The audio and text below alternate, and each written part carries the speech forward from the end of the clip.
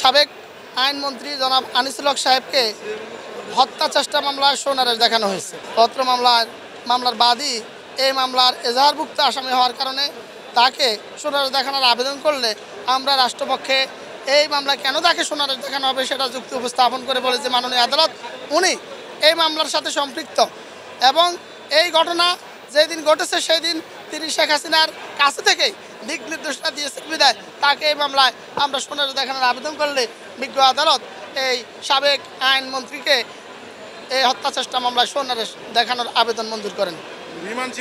Remand আবেদন ছিল অপর আরেকটি মামলা যেটা নিউ মার্কেট থানার 2 নং গেটের সামনে সংগঠিত হত্যা চেষ্টা মামলা। সেই হত্যা চেষ্টা মামলায় নিউ মার্কেট থানার অধীনের এই মামলায় সাবেক নীলফামারী 3 আসনের এমপি জনাব সাদ্দাম হোসেন পাবেল তাকে 7 দিনের রিমান্ড মামলার আয়ু প্রার্থনা করেন। অত্র মামলায় তার রিমান্ড বাতিলপূর্বক জামিনের প্রার্থনা করেন আসামি পক্ষের আইনজীবী। তারা এই আসামির বিরুদ্ধে কোনো অভিযোগের সত্যতা নেই এবং তিনি বাসায় অবস্থান করছিলেন, তাকে বাসা থেকে ডেকে এনে অ্যারেস্ট করা হয়েছে মর্মে তারা বক্তব্য উপস্থাপন করে রিমান্ড বাতিলের জন্য আবেদন করলে আমরা রাষ্ট্রপক্ষে সাবমিশন রাখছি যে মাননীয় আদালত এই মামলাটা সাধারণ কোনো মামলা নয়। এই মামলায় যিনি আজকে ভিকটিম তার সাথে ইডেন কলেজের কয়েকজন ছাত্রী, ঢাকা কলেজের কয়েকজন ছাত্র, সিটি কলেজের ছাত্রছাত্রীরা এই ঘটনার দিন গুলিবিদ্ধ হয়েছেন।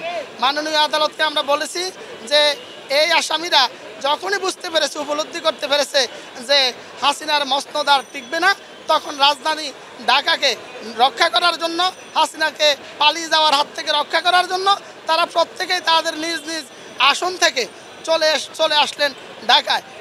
তারা তাদের কর্মী বাহিনী নিয়ে অবস্থান করে বিভিন্ন ইউনিটে, বিভিন্ন স্পটে বাঘ হয়ে গিয়ে তারা এই নিরস্ত্র ছাত্র জনতার বৈষম্য বিরোধী আন্দোলনকারীদের উপরে সশস্ত্র অবস্থায় আক্রমণ করে এবং গুলি বৃষ্টি বর্ষণ করে। সেই গুলির আঘাতেই আজকের যে ভিকটিম সেই ভিকটিম আহত হয়েছে, যার কারণে এই আসামিকে রিমান্ডে নিলে পরে জানা যাবে যে এই ঘটনার সাথে কারা কারা সম্পৃক্ত, কারা তাদের অস্ত্র এবং অর্থের যোগানদাতা, কোন আসামি এই ঘটনার সাথে সম্পৃক্ত ছিলেন। কারণ মামলা আরও 200-300 আসামির কথা বলা আছে।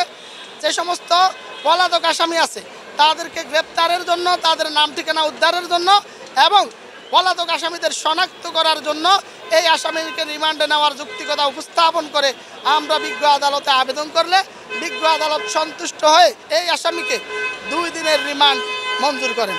আসামি পক্ষের আইনজীবী বলেছেন যে এই সাদ্দাম হোসেন পাবেল উনি তার বাসায় অবস্থান করছিলেন, যদি উনি অপরাধী হতেন তাহলে উনি ইন্ডিয়ায় পালিয়ে যেতেন। তখন আমরা রাষ্ট্রপক্ষে সাবমিশন করে বলেছি যে মাননীয় আদালত শেখ হাসিনা তার আত্মীয় স্বজন শেখ ফজলেনুর তাপস সহ প্রত্যেকটা পরিবারের সদস্যকে 5 তারিখের আগেই দেশ থেকে তিনি সহযোগিতা করেছেন। কিন্তু এই অবহতভাগারা যারা শেখ হাসিনার রাজনীতি করেছে তাদের দুর্ভাগ্য, শেখ হাসিনা তাদেরকে এতিম করে রেখে শুধুমাত্র সে তার আত্মীয় স্বজন নিয়ে সে একাই পালিয়ে গিয়েছে। আর উনি যে বাসায় অবস্থান করছিলেন সেটার জবাবে আমরা বলেছি যে মাননীয় আদালত উনি ওনার নিজ বাসায় আত্মগোপনে ছিলেন। আত্মগোপনে ব্যারিস্টার সুমন সাহেবও ছিলেন, তাকে সেখান থেকে ধরে আনা হয়েছে। এইভাবে প্রত্যেকটা ফ্যাসিস্টকেই আইনের আওতায় আনা হবে। যারা এই 5 আগস্টের এই জুলাই আন্দোলনের সাথে প্রত্যেকটা ঘটনায় সম্পৃক্ত, সুনির্দিষ্ট অভিযোগ যাদের বিরুদ্ধে আছে তাদের কাউকেই ক্ষমা করা হবে না। তাদের প্রত্যেকেই এই আদালতের সুপর্দ করে তাদেরকে আমরা ন্যায় বিচারের নিমিত্তে আমরা তাদের বিচারের প্রার্থনা করেছি মাননীয় আদালতে।